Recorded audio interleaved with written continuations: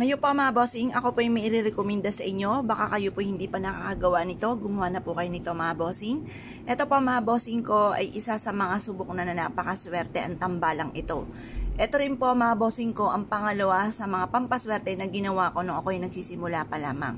Naglagay pa nga ako sa isang baso nito mga bossing ko ng asin at tinusukan ko ito ng dahon ng laurel. At nilagay ko po ito sa aming hagdanan mga bossing. Ito pa mga bossing, bukod sa aking sipag at tiyaga at hindi nakakalimot magdasal, kagaya na na-share ko sa inyo, naglalakad pa ako ng paluhod mula sa main entrance ng simbahan hanggang doon mga bossing ko sa may altar at almost a years ko po itong ginawa mga bossing. Kaya na po mga bossing, dumaan pa rin ako sa marami pa mga pagsubok hanggang nawala na ako ng pamasahe papunta sa simbahan na yon mga bossing. Ngayon pa mga bossing, dahil ako nga po hindi po nakakalimot magdasal mga bossing, marami rin po ako mga santo po dito mga bossing, ay sinabayan ko pa po mga bossing ko ng pampaswerte. Kumbaga, ginawa ko na po lahat, sipag at tiyaga, diskarte, at ganun din po mga bossing ko sa pagdadasal at pampaswerte. At yun nga po mga bossing ko yung napatunayan ko sa buhay po natin. Kailangan meron tayong apat mga bossing. Yun nga po yung sipag, tiyaga, diskarte, pananalig sa mahal na Panginoon at ganoon din po mga bossing ko ang pampaswerte. Para pantaboy. Ayun, lima na pamamaraan para tayo maging matagumpay. Ngayon po mga bossing, kung ikaw po ay parang hindi sulit ang inyo pong pagsisikap at parang lagi ka pa rin minamalas, nire-recommend ako na magdala po kayo nito mga bossing. Ngayon po mga bossing, or gusto nyo lumevel up ang swerte po ninyo, pwede po ito.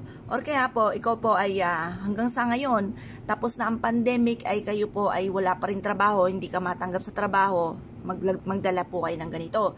Or kaya ang dami-dami nyo mga niraraket, pero hanggang sa ngayon, walay, kailangan nyo po nito. Or kaya po mga bossing ko, may negosyo po kayo at gusto nyo lumakas po ito, magdala ka ng ganito. Ngayon pa mga bossing, basta tiyaga-tiyaga lang mga bossing, huwag kang panghihinaan ng loob. Pero ako pa mga bossing, minsan talagang pinanghihinaan din ako ng loob. Kaso hindi nakakatulong, bagkos ay naiisip ko, hindi nakakatulong talagang pagiging nega or panghinaan ng loob. Parang naisip ko lalong titindi ang mga problema. Kaya laban lamang po mga bossing, tapos sabayan nyo ng ganito mga bossing.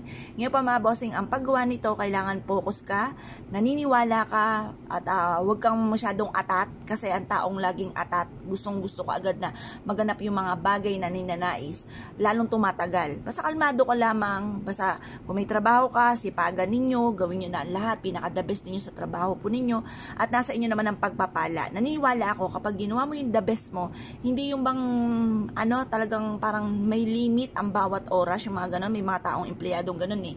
Ngayon po, pag ginawa mo yung the best mo, baga pa ikitinanggal ng company, silang nawalan at hindi ikaw mga bossing, kasi ganun kang tumarbaho. Ngayon pa mga bossing, kaya pag naman ikaw yung bang may limit lagi ang bawat oras tinanggal ka, ayan, buti nga sa'yo, talagang dapat lang yan sa'yo. Ngayon pa mga bossing, para ikaw po hindi matanggal at ma-promote, bukod sa inyo pong pagiging masipag, magdala ka ng ganito. Tapos sa negosyo naman mga bossing ko, makakaisip ka pa ng mga iba pang maidadagdag, kung ano yung pwedeng pamamaraan para po mas mag-grow ang inyo pong negosyo. Yung ganun pa mga bossing, mas may na meron tayong ganito mga pangontra sa mga kamalasan. Ngayon pa mga bossing, kung isa ka sa mga mahilig sa mga pampaswerte, magdala ka nito bago ka umalis ng inyong tahanan. Mag-wish ka muna na kayo po ay, kasi makapangyarihan yung salitain natin. Kapag kung ano sinabi ninyo, nagkakatotoo po yan mga bossing, kayo mga magaganda laging sasabihin. Halimbawa, maghanap ka ng trabaho, matatanggap na ako sa trabaho ang aking ina-applyan. Or kaya, ngayong araw na ito, magkakaroon ako ng malaking benta. Ganun po mga bossing.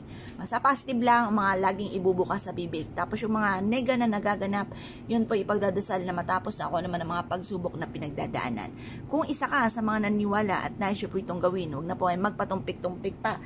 Subukan nyo po ito. Proven po ito na napakaswerte. Basta may 100% kang paniniwala, walang imposible. Tapos lalo nyong galingan, lalo nyong sipagan, huwag kang makakalimot magdasal. Nako mga bossing, ewan ko na lamang kung di ma-amaze ka sa mga blessing na darating sa buhay po ninyo. Kaya kung kayo pinaniwala at nais po itong gawin, ay siya mga bossing, good luck po sa inyo po lahat.